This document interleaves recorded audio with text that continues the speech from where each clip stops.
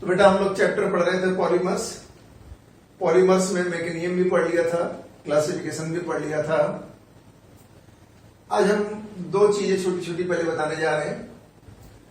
जैसे आपसे पूछेगा प्लास्टिसाइजर्स क्या होते हैं और आपसे पूछेगा वल्केनाइजेशन क्या होता है, तो पहले बेटा हम बात करने जा रहे हैं कि वल्केनाइजेशन किसे कहते हैं। वल्केनाइजेशन क्या होता है, रबर का होता है वल्केनाइजेशन, ये बताते हैं क्या होता है। देखो बेटा एक साइंटिस्ट था, अच्छा पहले बता दें नेचुरल रबर क्या होती है। नेचुरल रबर जो होती है ना, उसमें बेटा वो क्या होता है, आइसोप्रीन होती है। जैसे लिखा ब्यूटा 1,3 डाइईन, और आपने ब्यूटा 1,3 डाइईन में दोनों डबल बॉन्ड आपने सेम साइड रखे। तुमने दोनों डबल बॉन्ड जो है बेटा ऐसे सेम साइड रखे, ठीक है ना। CH2 CH2, यहां पे CH है, यहां पर CH है, लेकिन मैंने इस वाले इसको हटा के यहां पे मिथाइल लगा दिया, तो इसका नाम हो जाएगा 2-मिथाइल ब्यूटा 1,3 डाइईन। समझ जाओ, तो नाम जानते हो तुम। ये बेटा क्या है, 2-मिथाइल ब्यूटा 1,3 डाइईन है ये, और ये दोनों डबल बॉन्ड सेम साइड में है, तो कई बार इसे सिस फॉर्म कहते हैं, या इसी को हम लोग सिंपल नाम देते हैं सिस आइसोप्रीन। 2-मिथाइल ब्यूटा 1,3 डाइईन का सिंपल नाम क्या होता है, सिस आइसोप्रीन। सिस इसलिए क्योंकि दोनों डबल बॉन्ड सेम साइड के हैं, दोनों डबल बॉन्ड अपोजिट होंगे तो ट्रांस हो जाएगा, उससे जो पॉलीमर बनेगा वो दूसरा होगा, उसे मेटापर्चर कहते हैं। और इससे जो पॉलीमर बनता है वो क्या होता है बेटा, नेचुरल रबर होती है। इसके हजारों मॉलिक्यूल आपस में जोड़ते चले जाइए आप, नेचुरल रबर के इसी तरह के हजारों मॉलिक्यूल आप जोड़ते चले जाइए, तो जो बनेगा इसको सिस आइसोप्रीन के हजारों मॉलिक्यूल जोड़ते चले जाओ, जो बनेगा उसे क्या बोलेंगे, नेचुरल रबर। इसका मतलब ये नेचुरल रबर का मोनोमर है, इसी के कॉम्बिनेशन से नेचुरल रबर बनती है। लेकिन बेटा जो नेचुरल रबर बनती है ना, नेचुरल रबर जो बनती है उसमें बहुत डिफेक्ट होते हैं, मतलब खराबियां होती हैं, बहुत सारी कमियां होती हैं, ऐसे बोल सकते हो। क्या कमियां होती है, भी बाद में बात कर लेते हैं, ठीक है ना। ये नेचुरल रबर है, इसको हम पॉलीमराइज करेंगे तो जो कंपाउंड बनेगा उसे बोलेंगे पॉलीसिस आइसोप्रीन। जब एग्जांपल देंगे तो बनाएंगे भी हम पॉलीसिस आइसोप्रीन। इसी को बेटा नेचुरल रबर बोलते हैं। इस नेचुरल रबर की बेटा कुछ कमियां होती हैं, जैसे ये जो नेचुरल रबर होती है हाईली स्टिकी होती, चिपचिपी होती, थोड़ी बहुत चिपचिपी टाइप की होती है ना। इजिली डिजॉल्व्ड इन ऑर्गेनिक सॉल्वेंट। ये बेटा जो ऑर्गेनिक सॉल्वेंट होते हैं ना, उनमें बहुत ही आसानी से, बहुत ही जल्दी डिजॉल्व हो जाती है। हाईली सॉल्युबल बोल सकते हो, हाईली, है ना, soluble in organic solvent. Soluble word ज्यादा अच्छा है, इसे सॉल्युबल लिख देते हैं, ठीक है ना। इजिली सॉल्युबल इन, या highly soluble in organic solvent, है ना। और इजिली ऑक्सीडाइज्ड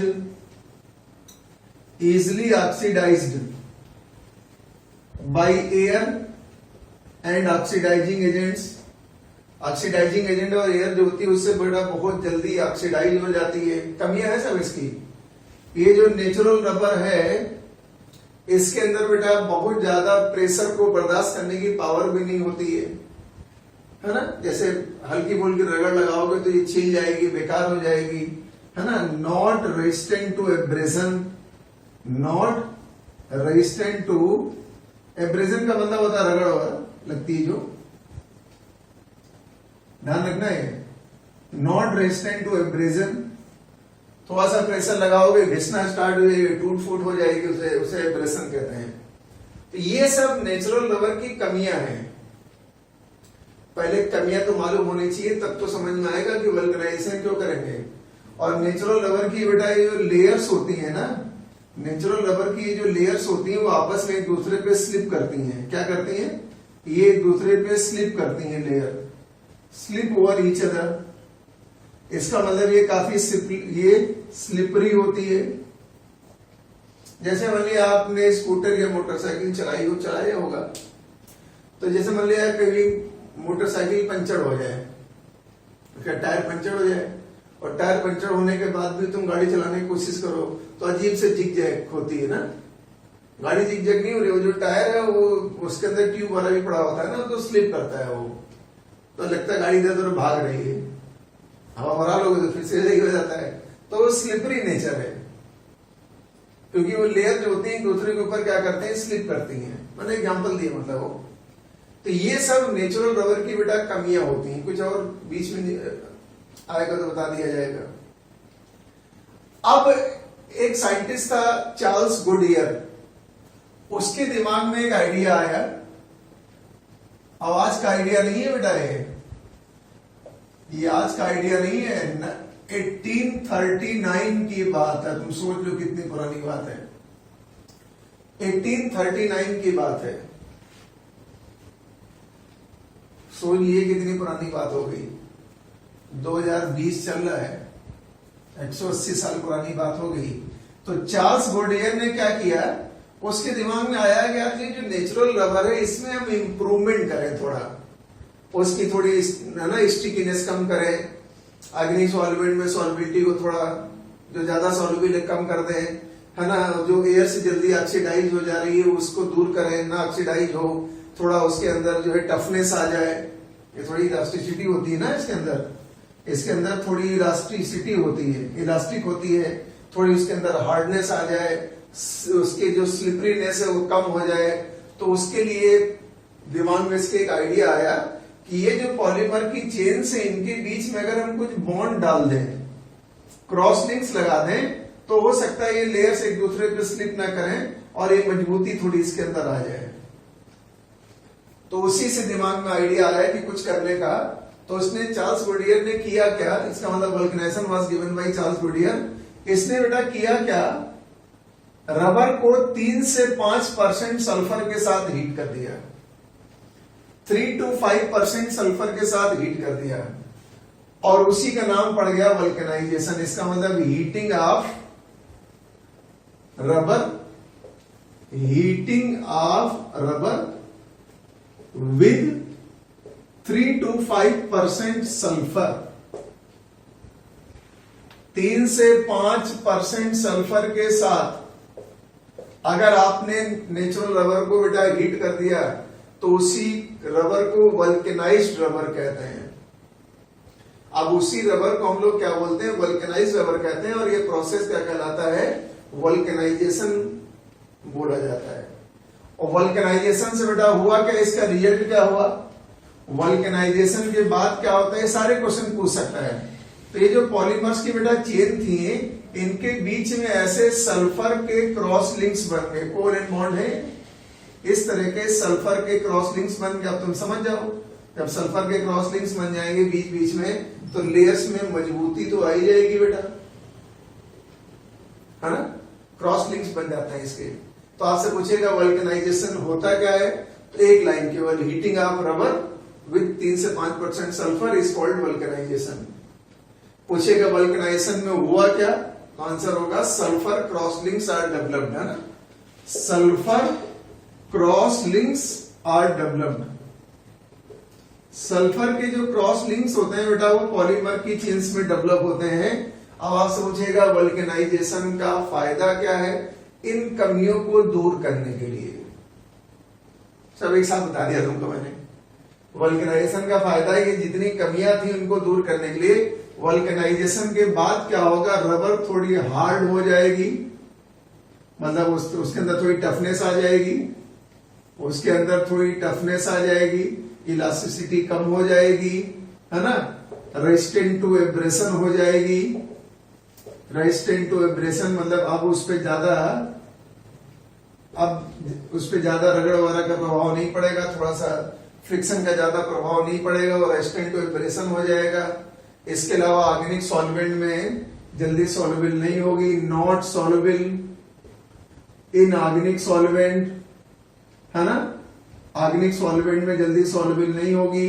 इसके अंदर इसके अलावा जब बीच में क्रॉस लिंक बन जाएंगे तो ये जो स्लिपरीनेस था वो भी क्या हो जाएगा, कम हो जाएगा।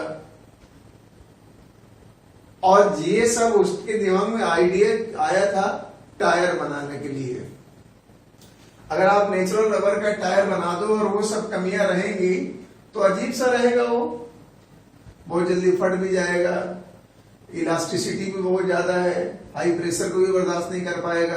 तो उसने क्या किया, थोड़ा सल्फर के साथ हीट करते हैं, टफ हो गया है। इस टायर के अंदर टफनेस आ गई। जितना सल्फर बढ़ाते जाओगे उतनी टफनेस बढ़ती जाती है, उतनी ज्यादा हार्डनेस क्या होती है बेटा, बढ़ती जाती है। ध्यान रखना, बहुत ज्यादा पढ़ने की जरूरत नहीं है ना, बहुत ज्यादा आपको पढ़ने की जरूरत नहीं है। हाँ, ये भले आपसे पूछ सकता है जो क्रॉस लिंक्स होते हैं वो किन पोजीशन पे डेवलप होते हैं। क्रॉस लिंक्स जो होते हैं वो किन पोजीशन पे डेवलप होते हैं आमतौर पर। तो बेटा जो क्रॉस लिंक्स होते हैं या तो वो एलाइलिक पोजीशन पे डेवलप होते हैं या डबल बॉन्डेड पोजीशन। बात एक ही है, देखो डबल बॉन्डेड कार्बन्स के पास वाले कार्बन, चलो मान लिया आपको एलाइलिक कार्बन बता ही दें एक बार, ऐसे बेटा ये लिखा हुआ है। तो डबल बॉन्डेड कार्बन के पास वाले कार्बन को क्या बोलते हैं, allylic carbon. Double bonded carbon के पास वाले कार्बन को एलाइलिक कार्बन कहते हैं। तो ये डबल बॉन्डेड कार्बन के पास वाला कार्बन एलाइलिक कार्बन हो गया। तो या तो एलाइलिक कार्बन से क्रॉस लिंक डेवलप होते हैं या डबल बॉन्ड से भी डेवलप हो सकते हैं, दोनों से डेवलप हो सकते हैं। तो एक पॉइंट ये भी लिख लेंगे, क्रॉस लिंक्स डेवलप्स फ्रॉम, हालांकि कभी आए नहीं है, डेवलप्स फ्रॉम एलाइलिक पोजीशन। अरे यही एलाइलिक पोजीशन है, allylic positions and double bonds. कहीं से भी बन सकते हैं, कोई दिक्कत नहीं, मतलब कहीं से बना सकते हो तो क्या फर्क पड़ता है उससे। तो ये बेटा वल्केनाइजेशन है। अगर आपने रबर को 25% सल्फर के साथ हीट कर दिया तो उसे इबोनाइट कहते हैं। इबोनाइट क्या होता है, अगर आपने 25% सल्फर के साथ हीट कर दिया, आपने रबर लिया और इसमें बेटा 25% सल्फर के साथ हीट कर दिया तो उसे इबोनाइट कहा जाता है। और ज्यादा मात्रा ले लोगे तो और ज्यादा हार्डनेस आ जाएगी। तो जैसे जैसे सल्फर का परसेंटेज बढ़ाएंगे वैसे वैसे क्रॉस लिंक्स की संख्या बढ़ेगी, और क्रॉस लिंक की संख्या बढ़ेगी तो हार्डनेस, टफनेस, ये सारी प्रॉपर्टी वैसे ही इंप्रूव होती जाएंगी। तो इन सभी प्रॉपर्टीज को इंप्रूव करने के लिए वल्केनाइजेशन किया जाता है। इससे ज्यादा बहुत ज्यादा पढ़ने की जरूरत नहीं है। Excess of anything is dangerous. बहुत ज्यादा रिसर्च पीएचडी करने की जरूरत थोड़ी तुम्हें है, जितना एग्जाम में आता उतना पढ़ लिया। ऐसे तो वल्केनाइजेशन पे पूरी बुक्स मिल जाएंगी आपको, है ना। अब तुम कहोगे हम पूरी बुक पढ़ना स्टार्ट कर देंगे, पढ़ते रहो, कोई फर्क, उससे कोई फायदा नहीं है। इसलिए आप उतना ही पढ़िए जितना एग्जाम में आ सकता है। इससे ज्यादा आया हो तो बताओ तुम, ना आया है ना आएगा। देख लीजिएगा, आप पेपर उठा के देख लेना, पिछले 20 साल के पेपर उठा के देख लो, कुछ ज्यादा आया हो तो बताओ, ना इस साल आएगा। तो ये हमने बेटा वल्केनाइजेशन बताया। अब हम बात करते हैं प्लास्टिसाइजर्स क्या होता है बेटा। प्लास्टिसाइजर्स किनको कहते हैं। देखो जो प्लास्टिक होती है, खास करके थर्मोप्लास्टिक, उसके अंदर थोड़ी हार्डनेस होती है।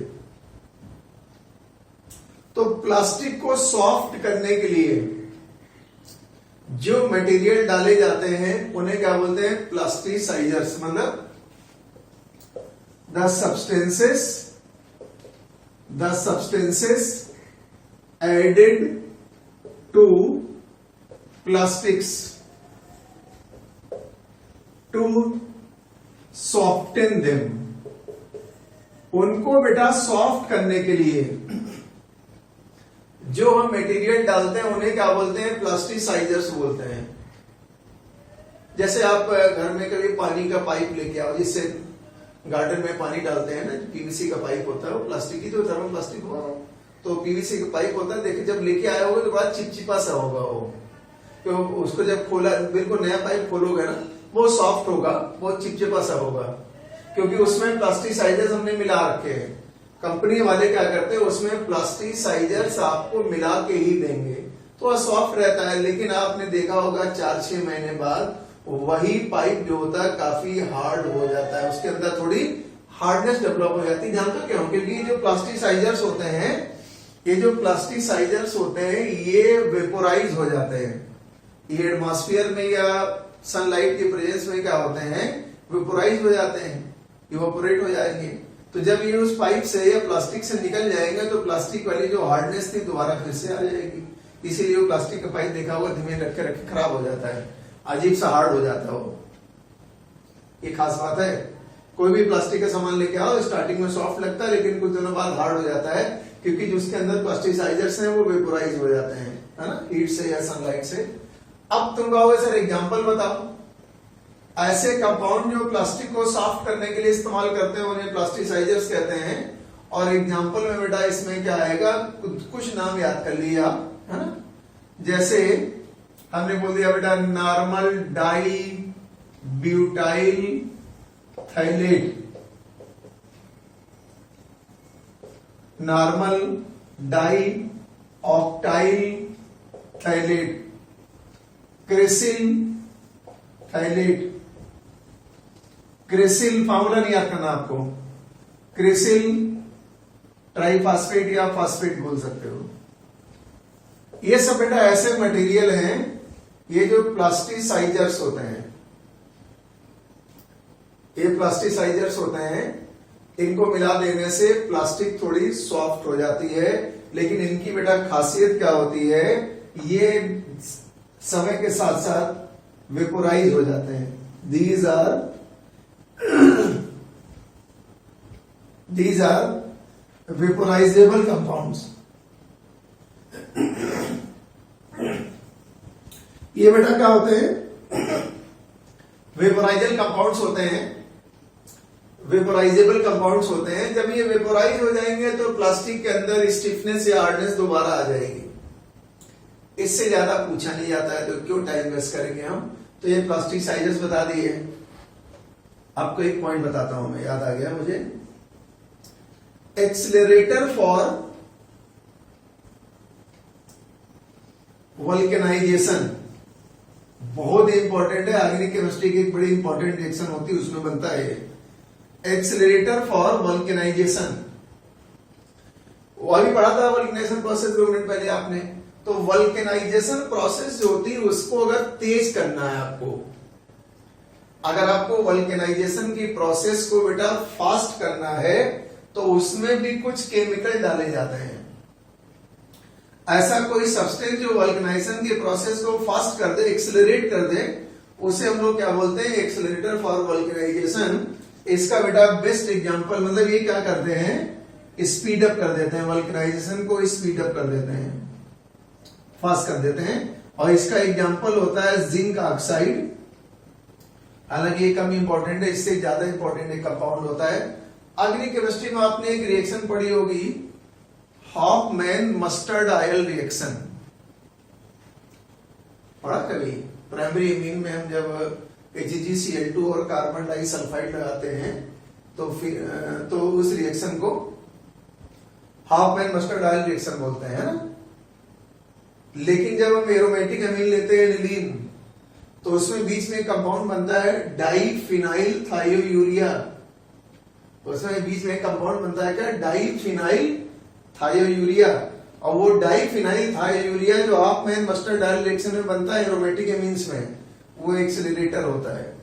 इसका मतलब डाइफिनाइल थायोयूरिया जो होता है, डाइफिनाइल थायोयूरिया, ये भी बेटा एक्सीलरेटर की तरह काम करता है। डाइफिनाइल का मतलब 2 बेंजीन रिंग, और थायोयूरिया का बेटा मतलब होता है यहां पर ऐसे सल्फर आ जाता है ऑक्सीजन की जगह। तो डाइफिनाइल थायोयूरिया जो होती है वो बेटा एक्सीलरेटर की तरह काम करती है वल्केनाइजेशन की प्रोसेस में। जिंक ऑक्साइड भी क्या करता है, वल्केनाइजेशन के लिए एक्सीलरेटर की तरह काम करता है। तो मान लिया उसने पूछ दिया कि वल्केनाइजेशन की प्रोसेस को फास्ट करने के लिए क्या डालते हैं, एक्सीलरेटर। डाइफिनाइल थायोयूरिया याद रखो, जिंक ऑक्साइड याद रखो, और क्या। तो ये हमने 2 बहुत छोटी छोटी बातें बताई आपको, ठीक है ना। अब हम लोग क्या करेंगे, अगले टर्न पर एग्जाम्पल से स्टार्ट करेंगे। सबसे पहले हम एग्जांपल लेंगे बायोडिग्रेडेबल पॉलीमर्स के, क्योंकि एग्जाम में सवाल आता है, बहुत बार आ चुका है ना, 2-3 बार क्वेश्चन आ चुका है बायोडिग्रेडेबल पॉलीमर का। पहली बार तो 2010 में आया था, उसके बाद भी आ चुका है ना। तो हम बात करेंगे कल बायोडिग्रेडेबल पॉलीमर्स की, फिर एडिशन पॉलीमर्स के एग्जांपल, फिर कंडेंसेशन पॉलीमर्स के एग्जांपल, फिर ढेरों क्वेश्चन लेंगे, अलग अलग टाइप के क्वेश्चन लेंगे, एनसीईआरटी के भी सारे क्वेश्चन लेंगे। मिलते हैं अगले लेक्चर में।